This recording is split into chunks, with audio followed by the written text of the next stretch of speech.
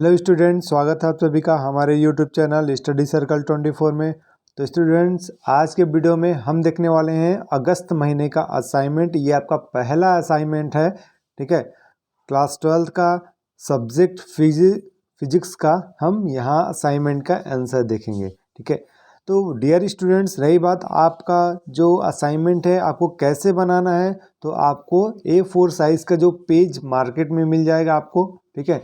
आपको उस पेज में असाइनमेंट के लिए अलग से कॉपी भी आ रही है, तो आप उसे ले लीजिए और उसी में आपको असाइनमेंट के सारे आंसर लिखने हैं, ठीक है। या फिर आप A4 साइज़ का पेपर अलग से लेकर भी आप उसमें बना सकते हैं।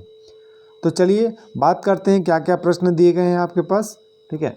तो इससे पहले यदि आप चैनल पर नए हैं, पहली बार विजिट कर रहे हैं, तो आप चैनल को ज़रूर सब्सक्राइब कर लीजिए। साथ ही बेल आइकन का बटन भी ज़रूर प्रेस करें, जिससे कि आपको आपके असाइनमेंट से संबंधित सारी जानकारी मिलती रहे, ठीक है। ओके, तो चलिए देखते हैं। पहला प्रश्न यहाँ पास दिया गया है। पहला प्रश्न है, सी धारिता वाले संधारित्र को भी विभव तक आवेशित किया गया है। इसकी विद्युत ऊर्जा के लिए व्यंजक स्थापित कीजिए, ठीक है। तो यहाँ पास इसका हम आंसर लिखेंगे।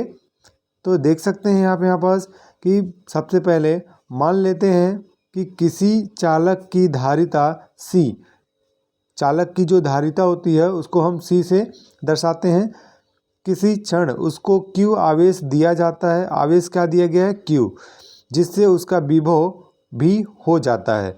तब एक फॉर्मूला बनता है V बराबर Q/C, मतलब V विभव बराबर ये Q क्या हो गया? आवेश बटे धारिता।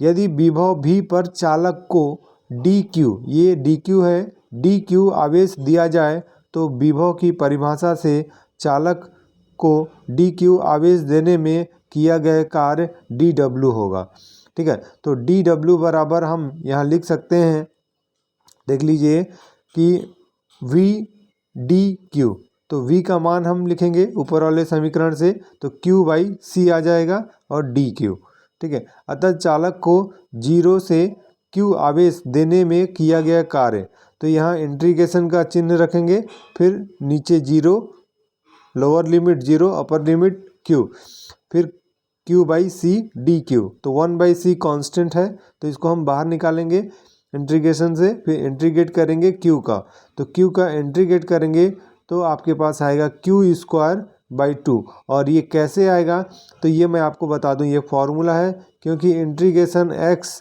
dx, अगर आप इसका इंटीग्रेशन करेंगे तो x² आएगा, ठीक है। तो इसी फॉर्मूले के अकॉर्डिंग Q²/2 आ गया, ओके। अब इसके बाद यहाँ पास देख सकते हैं अपर लिमिट क्या है Q और लोअर लिमिट Q0 है। तो यहाँ से फिर अब इसके बाद इस Q के जगह पे कैपिटल Q रखेंगे तो कैपिटल Q² और फिर 2C आ जाएगा। इसके लिए फिर -0 आ जाएगा, तो उसको नहीं लिखेंगे, ठीक है। अब अतः चालक को आवेशित करने में किया गया कार्य W उसके स्थितिज ऊर्जा U के तुल्य होता है, मतलब जो कार्य होता है वो स्थितिज ऊर्जा के रूप में संचित होता है। तो U बराबर हम लिख देंगे यहाँ पास कि 1/2 Q²/C, उसी को Q की जगह पे अगर हम CV लिखें, ठीक है, तो क्या आएगा? C²V² भी हो सकता है, तो C² और V² होगा बटे C, तो एक C कट गया, तो यहाँ पास क्या मिलेगा? CV², है ना, 1/2 ये मिल गया आपको CV²। तो इस प्रकार से इसके बराबर में ये भी होगा। चलिए अब अगला प्रश्न देख लेते हैं। अगला प्रश्न है, संधारित्र की धारिता किन दो बातों पर निर्भर करती है? तो पहला लिखेंगे प्लेटों के क्षेत्रफल पर, यानी प्लेटों का क्षेत्रफल बढ़ाने पर संधारित्र की धारिता बढ़ जाती है। दूसरा है प्लेटों के बीच की दूरी पर, जो दो प्लेट होंगे उनके बीच की दूरी कम करेंगे अगर हम, तो संधारित्र की धारिता बढ़ जाती है। दूसरा देखिए, दूसरे का पहला प्रश्न है, समविभवी तल के दो गुणों को लिखना है आपको। तो देखिए यहाँ पास उसके निम्न गुण होते हैं। पहला हो जाएगा, पृष्ठ के प्रत्येक बिंदु पर विभव का मान समान होता है और दो समविभव पृष्ठ एक दूसरे को कभी नहीं काटते। इसी का ब नंबर का प्रश्न है, वैद्युत द्विध्रुव किसे कहते हैं? 2 उचित उदाहरण के द्वारा आपको समझाना है। तो इसका परिभाषा हो जाएगा, यदि दो बराबर और विजातीय आवेश एक दूसरे से बहुत अल्प दूरी पर स्थित हों तो इस निकाय को वैद्युत द्विध्रुव कहते हैं, है ना, इलेक्ट्रिक डाइपोल कहा जाता है। फिर इसका एग्जाम्पल आप लिख सकते हैं H2O, HCl और NH3, ठीक है, यानी एमीन आदि ऐसे अणु हैं जिनके धनावेशों का द्रव्यमान केंद्र ऋणावेशों के द्रव्यमान केंद्र के साथ संपाती नहीं होते, ऐसे अणु वैद्युत द्विध्रुव होते हैं। और दूसरा भी यहाँ लिखा हुआ है तो आप लिख सकते हैं, ठीक है। अब डियर स्टूडेंट्स, इस वीडियो को आप ज़्यादा से ज़्यादा शेयर कीजिए, ठीक है। ये वीडियो आप लोगों के हेल्प के लिए बनाई गई है और साथ ही इस वीडियो के डिस्क्रिप्शन में आपको सारे वीडियो के लिंक मिल जाएंगे, ठीक है। तो आप चैनल को सब्सक्राइब करके रखें, जिससे कि जैसे ही हम वीडियो अपडेट करते हैं आपको उसकी नोटिफिकेशन मिल सके। उसके लिए आप बेल आइकन का बटन भी जरूर प्रेस कर लें। देखिए, तीसरा प्रश्न है आपके पास, आवेशों के अध्यारोपण के सिद्धांत का कथन लिखना है। n आवेशों के असतत वितरण के कारण किसी बिंदु P पर आरोपित विद्युत क्षेत्र की तीव्रता को उनके स्थिति सदिश के रूप में व्यक्त कीजिए। आप इसका आंसर लिखेंगे, आवेशों के अध्यारोपण सिद्धांत, यानी इस सिद्धांत के अनुसार कई आवेशों द्वारा किसी अकेले आवेश पर आरोपित कुल बल प्रत्येक आवेश द्वारा उस अकेले आवेश पर आरोपित बल के सदिश योगफल के बराबर होता है। फिर है आवेशों के निकायों के कारण विद्युत क्षेत्र की तीव्रता। तो मान लेते हैं कि माना कि n बिंदु आवेश आकाश में स्थित होकर आवेशों का एक निकाय निर्मित करते हैं। n आवेशों यानी Q1, Q2 and so on Qn से बने निकाय का, ये देखिए आप यहाँ पास ये एक डायग्राम भी बनाएंगे इसका, ठीक है। बिंदु P मूल बिंदु हो जाएगा और बाकी आप जो E1, E2, E3 देख रहे हैं ये विद्युत क्षेत्र की तीव्रता है। और जो बिंदु है आपके पास Q1, Q2, Q3 और Q4 ये बिंदु आवेश हो गया, ठीक है। और R1P, R12, R2P, R3P और R4P देख रहे हैं, ये इसका डिस्टेंस है, बिंदु P से यहाँ तक की दूरी है, ठीक है। ओके, तो इस प्रकार से आगे उसी के लिखेंगे कि किसी मूल बिंदु P के सापेक्ष Q1, Q2 and so on Qn की स्थिति सदिश क्रमशः R1, R2 और Rn है, ठीक है। तो इस प्रकार से आप अगर लिखेंगे कि Q1 आवेश से R1P दूरी पर स्थित बिंदु P पर विद्युत क्षेत्र की तीव्रता E1 हो तो E1 बराबर 1/4 pi epsilon not Q1 by R1P square और R1P कैप, ये ऊपर ये ऐसा बना हुआ है, ये कैप बोलेंगे इसको, इसका मतलब होता है वो मात्रक सदिश है, ठीक है। तो जहाँ R1P आवेश Q1 से P की दिशा में एकांक सदिश है ना, क्या बोलेंगे उसको? यूनिट वेक्टर बोलेंगे, यानी एकांक सदिश बोलते हैं उसको। तथा R1P आवेश Q1 से P के मध्य की दूरी है, ओके। इसी प्रकार Q2 आवेश से R2P दूरी पर स्थित बिंदु P पर विद्युत क्षेत्र की तीव्रता अगर E2 है तो हम यहाँ पास लिखेंगे E2 बराबर 1/4 pi epsilon not Q2 by R2P और R2P कैप, ठीक है। जहाँ R2P कैप क्या है? ये एकांक सदिश है।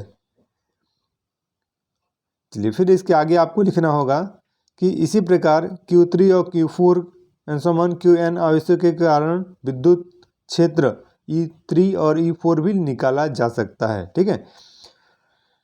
तो अब हम अध्यारोपण का सिद्धांत लगाएंगे। तो परिणामी जो सिद्धांत होगा बिंदु P पर परिणामी विद्युत क्षेत्र वो हो जाएगा, हम सबको प्लस कर देंगे, ER बराबर E1R plus E2R plus ENR। तो सभी को मान लिखकर हम 1/4 पाई एप्सिलॉन नॉट उसको कॉमन कर देंगे, ठीक है। देखिए सबका मान लिख दिया गया है, 1/4 पाई एप्सिलॉन नॉट कॉमन ले लीजिएगा, फिर बाकी जो इतने बचेंगे उसको हम समेसन में लिख देंगे, है ना, सिग्मा करके QI बाई RIP इसका स्क्वायर, फिर RIP और फिर यहाँ कैप कर दीजिए, यहाँ पास कैप कर देंगे हम, ठीक है। तो इस प्रकार से आपको लिखना है, जहाँ आई का मान क्या होगा, एक नेचुरल नंबर लिखेंगे आप 1 2 3, ठीक है। तो ये आपका कंप्लीट हो गया। नेक्स्ट आगे देखिए, नेक्स्ट क्वेश्चन है आपके पास, चौथा है, निम्न पर संक्षिप्त टिप्पणी लिखना है। वैद्युत प्रवृत्ति जिसको काई से दर्शाते हैं, ठीक है। काई को इस टाइप से, काई का जो सिंबल है ये कुछ इस टाइप, ये इस टाइप से हो जाएगा काई का सिंबल। ये देखिए ये काई का सिंबल होता है, ठीक है। तो इस प्रकार से इसके बारे में आपको लिखना है यहाँ से, तो आप यहाँ से इसको लिख लीजिएगा। ओके, अब इसके बाद है, इसी में ब में दिया हुआ है परावैद्युत सामर्थ्य। विद्युत क्षेत्र या विभव प्रवणता के उस अधिकतम मान को जिसे आरोपित करने पर परावैद्युत माध्यम से इलेक्ट्रॉन पृथक नहीं होते, परावैद्युत माध्यम की परावैद्युत सामर्थ्य कहते हैं। इसका ऐसा ही मात्रक वोल्ट मीटर इनवर्स होता है, ठीक है। ये आप बता सकते हैं, या विभव भी ये हम यूज़ करते हैं, है ना। तो अब देखिए, स्थिर विद्युत संबंधी गॉस के नियम लिखकर उसको सिद्ध करना है।